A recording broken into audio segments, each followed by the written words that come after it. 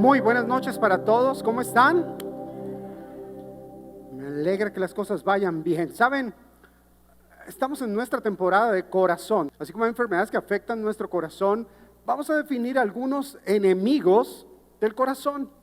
Sí, enemigos que siempre han estado allí, que a veces pensamos que son parte de nuestro corazón y que debemos aprender a convivir con ellos y darnos por vencidos delante de ellos. Y creo que no, creo que podemos identificarlos, creo que podemos mirar cuáles son, creo que podemos, más allá de razonar con ellos, creo que podemos descubrir la verdad que hay detrás para poder vivir una vida completamente en libertad. Sin importar el color de tu cabello, sin importar la edad que tengas, sin importar nada, esta emoción tú y yo la hemos vivido. De hecho, esta emoción parece que es la respuesta que aparece cuando hacemos algo mal. Es como esa voz interna que nos dice, ok, lo hiciste, bien, te saliste con la tuya, pero al final estuvo mal hecho. Nadie me vio, no importa que nadie te haya visto, igual esa emoción está dentro tuyo. Esta respuesta que se convierta en tu enemigo está dentro tuyo y te está gritando, hey, puedes mejorar, puedes hacer las cosas mejor. No siempre las tienes que hacer de la misma manera.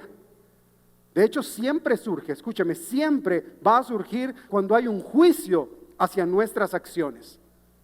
No tiene nadie que juzgarnos, vuelvo y lo digo, no tiene nadie que juzgarnos, sola esa emoción se va a levantar y nosotros mismos nos vamos a juzgar a causa de esa emoción, de esa respuesta que está en nosotros.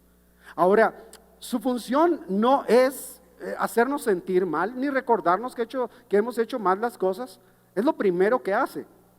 Su función muchas veces se llega a convertir en una prisión para nosotros, porque muchas veces esta emoción se adueña de nosotros y nosotros la vemos tan normal que nos encapsulamos en ella, encerramos nuestra vida en ella y comenzamos a construir, mira el peligro, comenzamos a construir toda nuestra vida alrededor de un sentimiento, alrededor de una sensación, alrededor de una emoción que tiene que ver con esto. Y cuando hablo acerca de esta emoción, estoy hablando acerca de la culpa.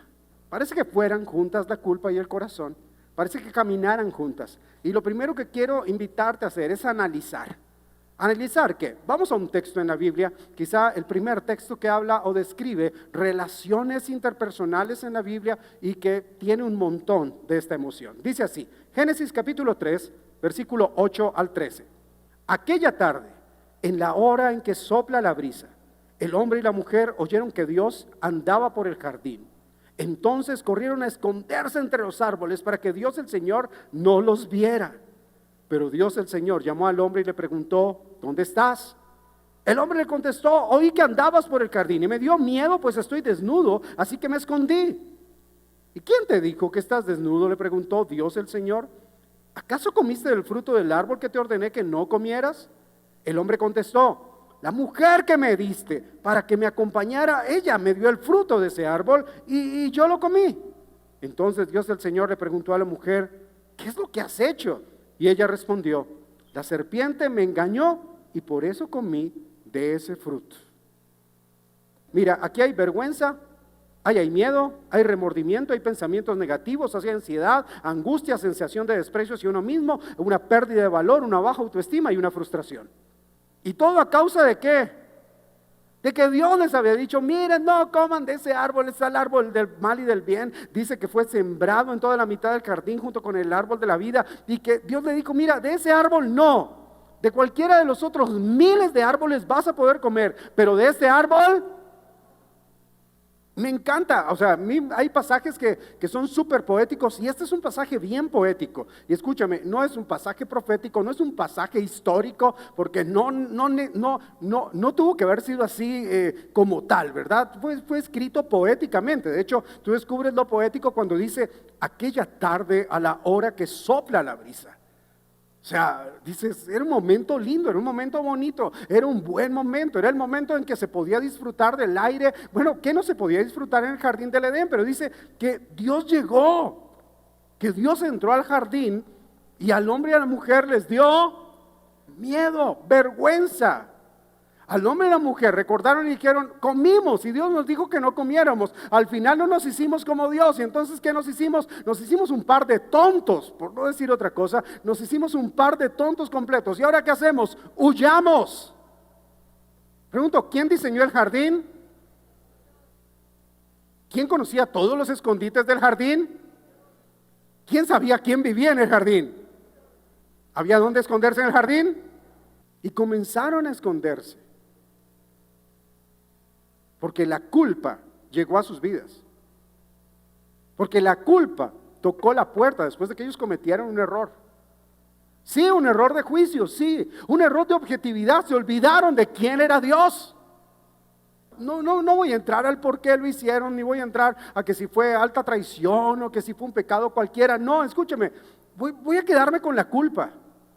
Porque creo que la culpa es la que más juega un papel fundamental aquí para que todo el plan de Dios en la vida de Adán y Eva y de paso con todo lo que Dios quería crear se echó a perder. ¿Por qué culpa? Pregunto yo, Dios llegó y entró al jardín diciendo, Adán, ¿qué hiciste? Vi las cámaras y te vieron, o sea, me mostraron el video. Está en Facebook, Adán. O sea, Dios sabía, pero Dios no entró frustrado a buscarlo. Dios entró como un buen Dios a buscarlo.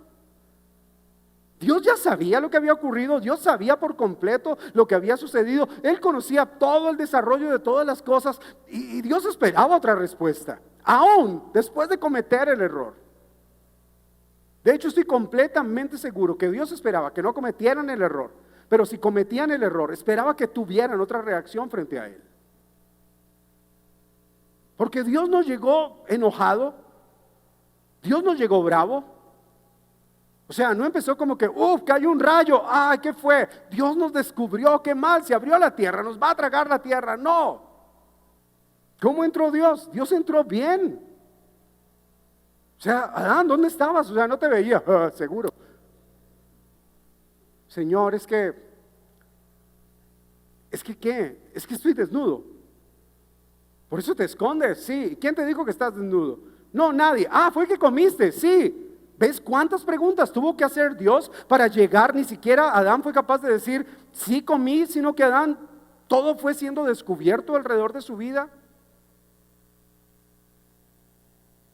Y la culpa es la que tiende a enmascarar eso en nuestra vida.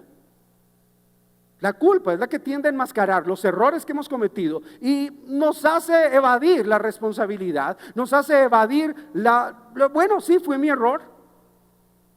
Honestamente, yo creo que la historia hubiese sido muy distinta si Adán reacciona de otra manera. No sé cuánto sufrimiento tuvo que haber tenido Adán, pero si vamos al libro de los Salmos, Salmo 32, verso 3, mientras callé, mis huesos envejecieron. Mientras callé, ¿qué? El pecado que cometí. Mientras me quedé callado. ¿Sabes qué pasa cuando uno se calla, cuando la culpa llega? Que te puedes llegar hasta enfermar. Puedes justificar tu pecado todo lo que quieras, pero al final tus huesos van a envejecer. Al final vas a perder el norte de tu vida. Y todo, escúchame, no es a causa del pecado, es a causa de la culpa. Sí, la culpa, tienes un nivel moral, pero luego vienes, haces algo y la culpa te dice, lo hiciste mal. ¿Sabes qué es lo que pasa para ti, para mí? Que cuando estamos ya en el Señor, que la culpa viene y dice, lo hiciste mal, ni vuelvas a ese grupo. Y tú dices, no, yo por allá no vuelvo. ¡Qué vergüenza! Pero ¿quién formó a Adán? ¿Quién lo formó? Así que Dios ya lo había visto desnudo. Entonces, ¿de qué se avergonzaba? Cuando Dios ya lo conocía completamente. Pero eso es lo que pasa, nos avergonzamos y la culpa viene, nos llena de vergüenza, de remordimiento, de miedo, de pensamientos negativos, no sirvo para nada, Dios todo lo que ha hecho por mí y en mi vida Dios ha sido bueno. Y lo peor, viene la culpa y a veces viene acompañada con una canción de la iglesia, ¿no? Sí, y en mi vida ha sido bueno, en mi vida ha sido tan fiel. Y yo, no, pero yo soy infiel, soy una porquería, soy no sé qué. Y empiezas a deprimirte y empieza de todo, sí, porque la culpa puede terminar en una tristeza bien profunda, que puede parecer depresión, pero escúchame, no lo es. Mira, la misión como tal de la culpa no es que te sientas mal, Tampoco es como lo dije al principio, simplemente que encapsules tu vida, porque a veces nosotros hemos hecho cosas, escúchame, de pronto hicimos algo de pequeños siendo niños, cometimos un error y nuestro papá, mamá, padrastro, madrastro, tía, cualquiera en autoridad nos hizo sentir que éramos los más culpables y miserables del mundo, y a causa de eso crecimos y decimos, no, es que yo soy tímido. Pero la verdad fue que desde pequeño nos hicieron sentir culpables por algo.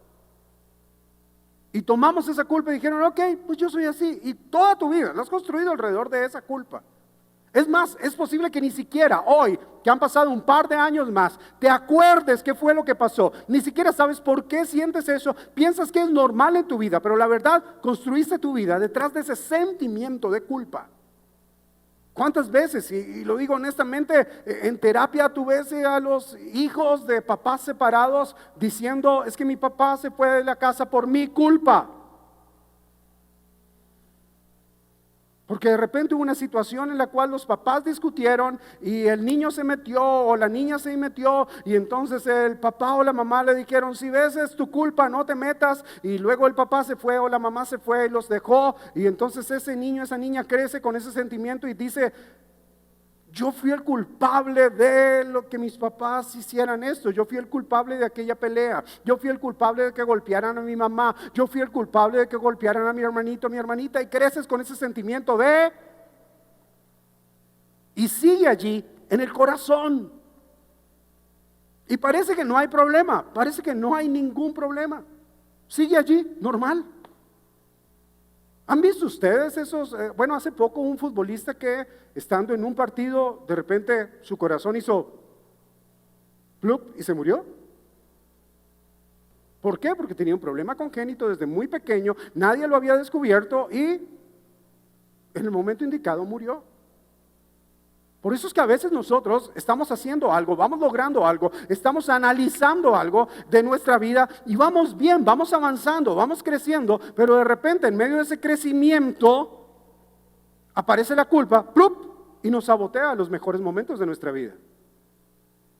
Aparece la culpa y sabotea tus relaciones, aparece la culpa y sabotea tus negocios, aparece la culpa y sabotea tus ganas de salir adelante, aparece la culpa y lo echa todo a perder.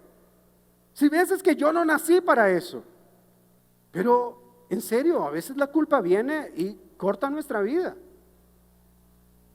A veces la culpa viene, la culpa, escúcheme, la culpa, que no es real, es un sentimiento que se despertó en tu vida y tú la construiste como algo que puedes edificar en ti. Y sí, es un enemigo terrible, porque puede amargarte y puede, de hecho, te puede dejar vivir así nomás.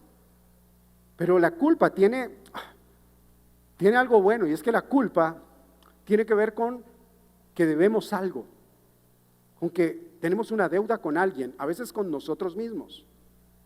Sí, porque no voy a preguntar, pero cuando uno comete un error en contra de alguien, uno se siente culpable. O sea que uno siente que tiene una deuda emocional con otra persona. Por eso me gusta esa traducción de la Biblia, que es la Reina Valera, pero la anterior a 1960, cuando habla del Padre Nuestro en Mateo 6, dice, y perdona nuestras deudas.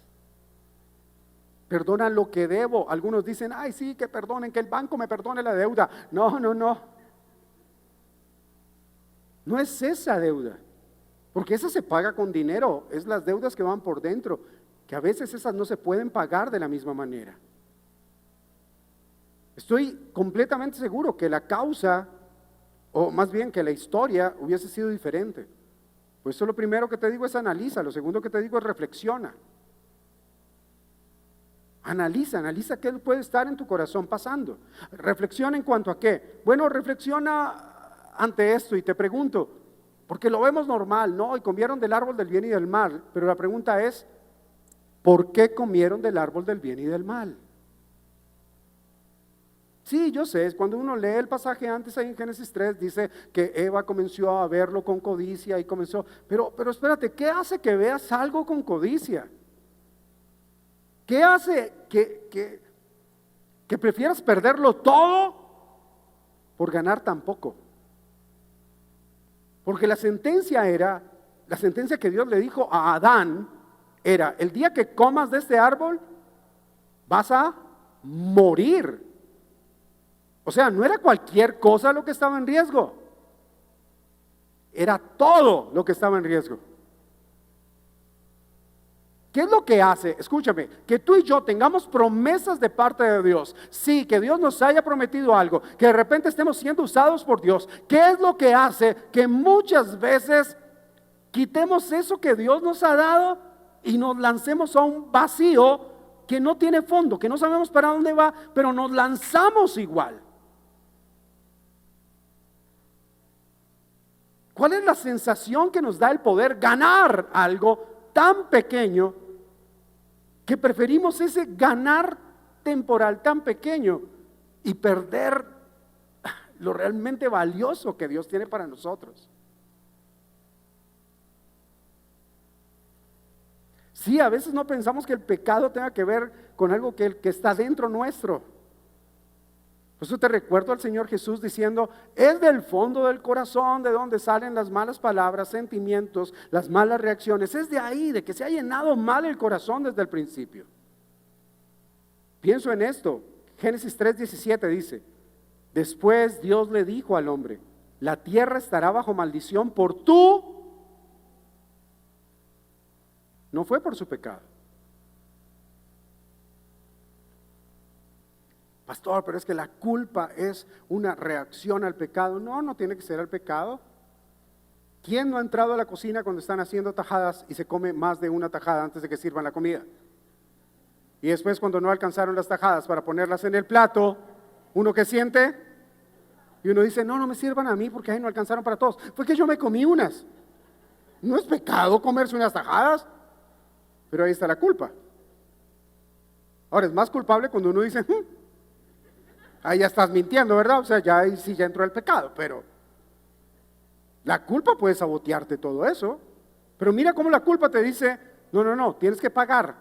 Tú ya te las comiste, no seas tan tragón, ¿ok? Ya te las comiste, no es justo que comas más. Ay, es que había de 2 para cada una y uno se comió 4. Por tu culpa, no por tu pecado.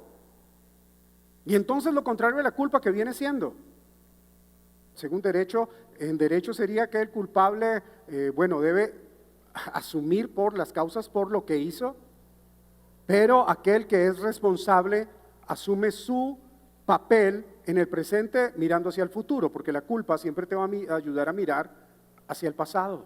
De hecho, la culpa es una montaña que nos obliga a mirar al pasado siempre.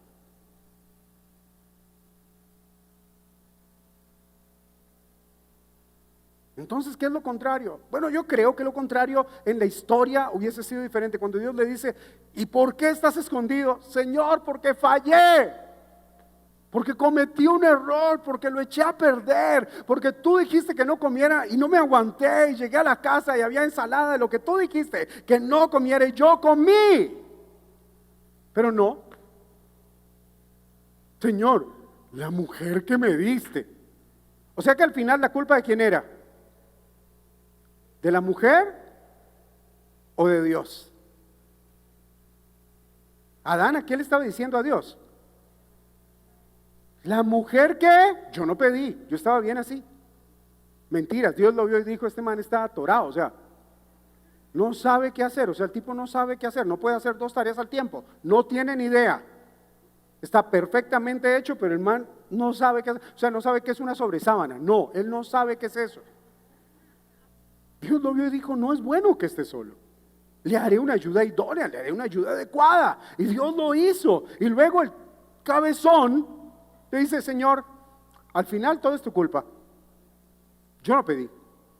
Yo oré, Señor, y yo vi algo y dije, sí, entonces si era así, era de Dios. Y al final fue tu culpa que yo me enredara en ese negocio. Al final fue tu culpa que yo me enredara emocionalmente con esa persona porque yo estaba tranquilamente en la iglesia.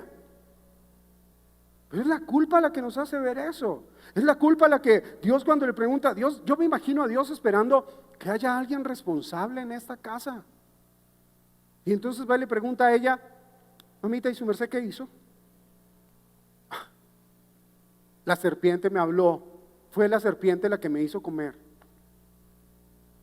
Otro evasor de responsabilidad. Otro que nos dice es que sí, fui yo que codicié, que vi, que tuve ganas, que me antojé, que quise y que comí y ya. Y Señor, si hay un castigo lo merezco y porfa que sea a mí, pero que no rebote contra toda la humanidad, que no rebote de aquí en adelante, que no maldigas la tierra, que no pase nada. O sea, es mi culpa, es mi responsabilidad, yo la asumo, Señor. Se puede hacer algo, pero no me saques de aquí. No hicieron nada, porque estuvieron más ocupados alimentando sus ojos que alimentando su corazón. De hecho, en los impuestos, la evasión da cárcel. Por evadir te ponen multas. Bueno, pues si pasa en lo natural, en lo espiritual es exactamente igual. Y en lo emocional ni se diga, nos ha pasado un montón. Si sigues sintiéndote culpable y haciendo cosas a causa de la culpa, ahí te vas a quedar, no vas a avanzar. Y Dios no está interesado en que no avances. Dios no está interesado en que simplemente te sientas culpable. Dios está interesado en que examines qué es, que mires lo que hay en el corazón, lo que no se ve a simple vista, lo que hay allí en el corazón y puedas examinarlo y puedas sacarlo. Y créeme, Dios se va a encargar de sanarlo. Pero al menos di, sí, yo soy responsable. Yo soy responsable de los errores que he cometido.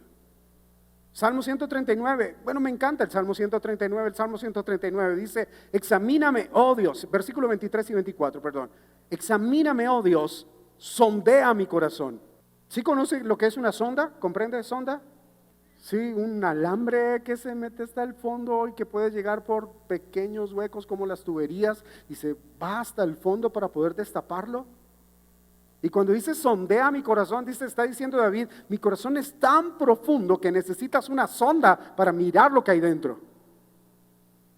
Y muchos de nosotros a veces no le damos ni siquiera ese chance a Dios. Ponme a prueba. Wow, se necesita ser muy valiente para decirle a Dios, prueba mi vida. A veces preferimos decirle, Señor, perdóname y déjame así, déjame quieto. Señor, ponme a prueba. A ver, ponme a prueba. Envíame la tentación, Señor, que ¿quién le puede decir eso a Dios? David estaba loco. Ponme a prueba, sondea mis pensamientos. De nuevo, una sonda por esa mente loca que tengo. Verso 24, fíjate si voy por mal camino y guíame por el camino eterno. Examinemos cómo estamos andando. O sea, examina si de pronto todavía hay dolor, si de repente, no sé, mientras yo hablo tú estás descubriendo una culpa allí por algo que pasó recientemente o hace muchos años. No importa hace cuánto tiempo, lo que importa es que es una enfermedad del corazón que afecta fuertemente la vida. Lo que te leí antes es un listado de cosas que pasan, de emociones que suceden en nuestra vida solo a causa de esta enfermedad, la culpa, el miedo, la vergüenza, el remordimiento, pensar negativamente de ti mismo, tener baja estima, un desprecio hacia ti mismo, la frustración, ansiedad, angustia, tristeza. Todo eso viene a causa de una sola cosa: la culpa. Pastor, y si es tan dañina, ¿por qué Dios la puso allí? Porque vuelvo a lo mismo. Voy a poner un ejemplo, a ver si lo puedo decir en 20 segundos. Sí, el esposo que está convencido que le va mejor con la otra que con su esposa. Está pensando en lo que va a ganar, no en lo que va a perder. Ese esposo está feliz porque dice, sí, esta no me da tanta cantaleta, la otra, cantaletosa. Sí, esta no, esta sí. Pero ¿sabes cuándo ese esposo se siente culpable? Ese esposo se siente culpable cuando escucha decir a sus hijos, es que mi papá ya no ama a mi mamá. Y entonces ahí se da cuenta que debe algo, que le debe algo a alguien, que le robó a sus hijos navidades, años nuevos, graduaciones, todo. Por simplemente pensar en un momento de egoísmo. Escúchame, a veces la culpa viene por algo simple. La opinión de Dios es mucho mayor que nuestra opinión respecto a todas las cosas que están sucediendo hoy en día. No se trata de ser religiosos, se trata de que simplemente a veces no nos sentimos tan, comillas, cómodos frente a la opinión que tiene Dios. Y voy a decirte algo, tu opinión es importante, pero la de Dios es eterna.